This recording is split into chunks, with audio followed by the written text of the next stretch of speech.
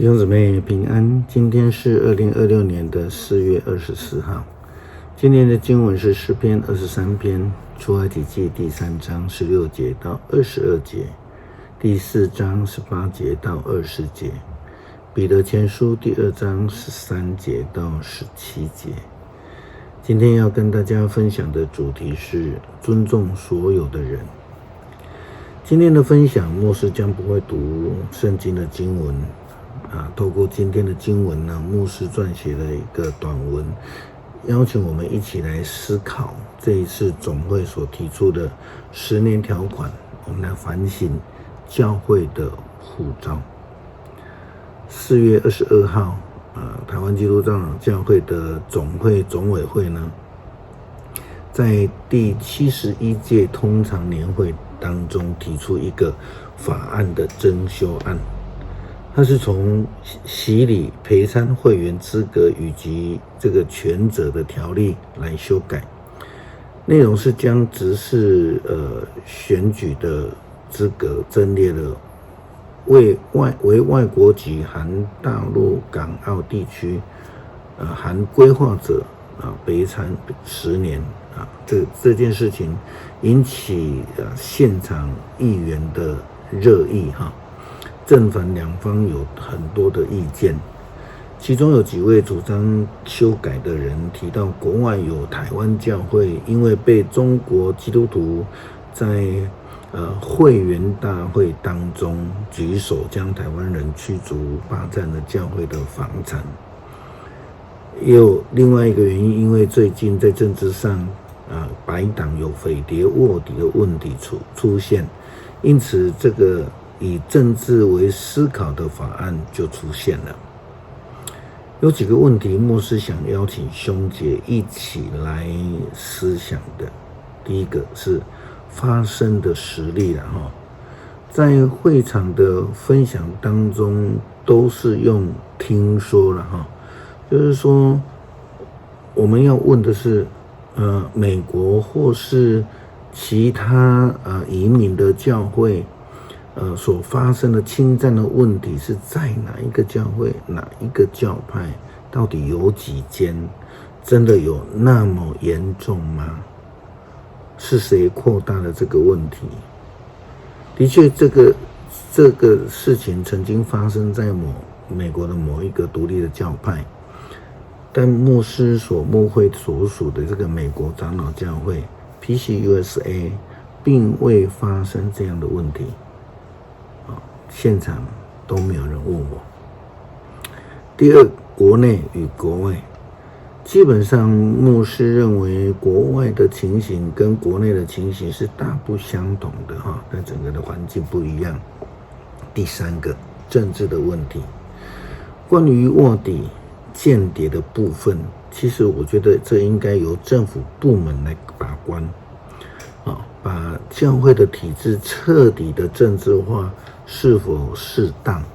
值得我们思考了第四个，反中然后变成反全世界以10年条款来防治中国间谍进入决策群，就能够防治渗透吗？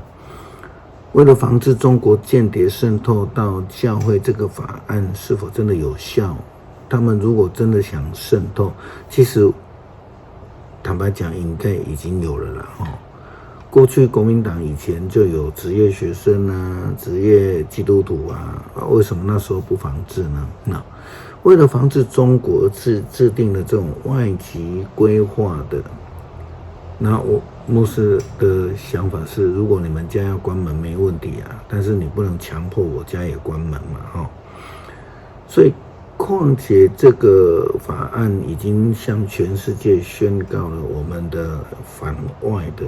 一个心态了然后呢，不但这样子而已，是一个全面的封锁，这是第5点这个修改法案不但限制外籍基督徒的执事备选资格，这个法案还扩及了各团契的首长资格。第6，我们要思考的是圣经的教导。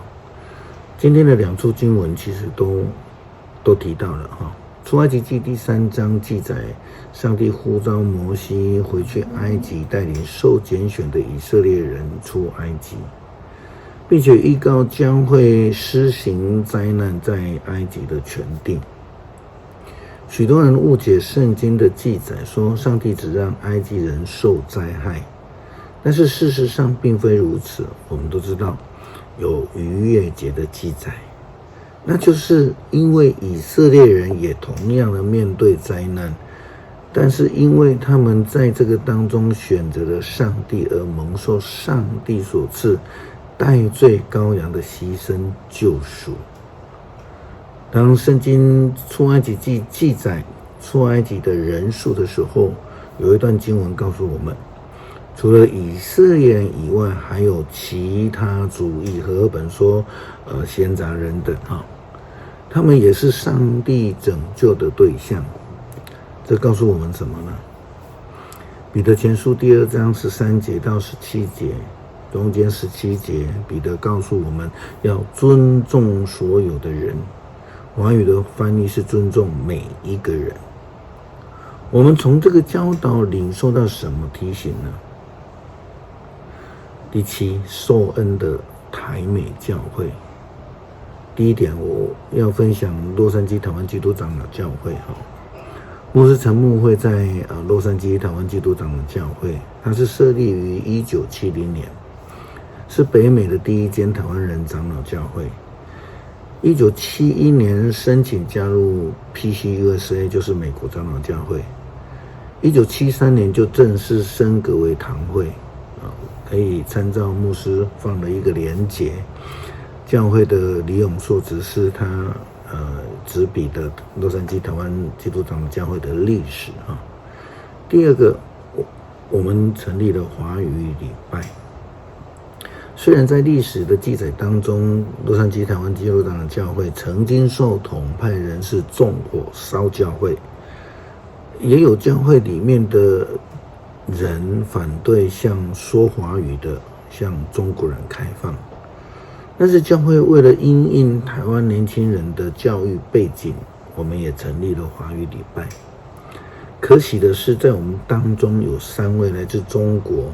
，2位是姐妹，1位是兄弟，他们都是非常棒的基督徒，并且也非常的爱台湾，认同台湾。第3个，所受之恩美国长老教会并没有制定10年条款，却非常积极的辅导移民基督徒成立教会，而且在白人都搬迁离开之后，更辅导洛杉矶台湾基督长老教会以当时候的$20多万买下教会的地产，现金价值是近1000万美金教会所属的太平洋中会 Pacific Presbytery 近年来的议长、